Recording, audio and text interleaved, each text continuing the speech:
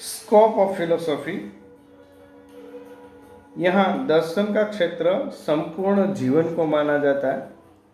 उसमें पहली बात आती है मेटाफिजिक्स।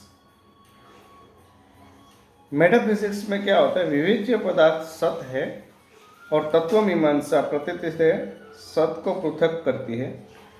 जो दार्शनिक भौतिक पदार्थ की स्वतंत्रता सत्ता को स्वीकार करते हैं और मानसिक दशाओं सुख दुख आदि को भौतिक सत्यता का आभास मात्र मानते हैं। इन्हें भौतिकवादी या प्रकृतिवादी मटेरियलिस्टिक या नेचुरलिस्टिक कहा जाता है। फिर एपिस्टेमोलॉजी, ज्ञान मीमांसा का विषय ज्ञान है। ज्ञान का रूप, ज्ञान की सीमा, ज्ञान की प्रामाणिकता, सत्यासत्य का निर्णय आदि विषय ज्ञान में आते हैं। फिर अनुभवजन्य ज्ञान भी होता है, जो पदार्थ अपनी सत्ता के लिए अनुभव पर आधारित रहते हैं और जो पदार्थ अपनी सत्ता के लिए अनुभव से स्वतंत्र रहते हैं, ऐसे भी ज्ञान के क्षेत्र में आते हैं। फिर होता है मूल्यांकन, मूल्य मीमांसा, एक्सियोलॉजी, एथिक्स, आचार संहिता मीमांसा, लॉजिक या तर्कशास्त्र या एस्थेटिक्स का अध्ययन यहाँ मूल्य मीमांसा में किया जाता है। फिर लॉजिक में तर्क को सत्य तथा प्रामाणिक सिद्ध करने के नियमों का यथार्थ तथा विशद वर्णन किया जाता है। इसके दो भाग हैं, निगमन डिडक्टिव और आगमन इंडक्टिव।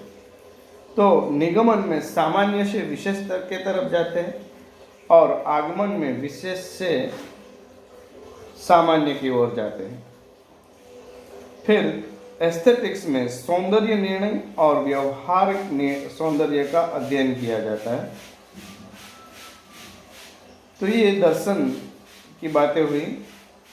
फिर तत्व मीमांसा या मेटाफिजिक्स में आत्म संबंधी तत्व ज्ञान मेटाफिजिकल सॉल्व, ईश्वर संबंधी थियोलॉजी का ज्ञान होता है, सत्ता शास्त्र ऑन्टोलॉजी का ज्ञान होता है, सृष्टि शास्त्र कॉस्मोलॉजी का ज्ञान होता है और सृष्टि उत्पत्ति का शास्त्र कॉस्मोलॉजी।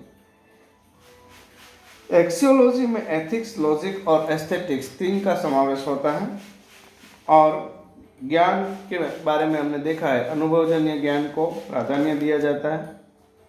फिर विज्ञान दर्शन, फिलोसॉफी ऑफ साइंस, विविध विज्ञानों की मूल कल्पनाओं एवं परिणामों की दार्शनिक विवेचना की जाती है।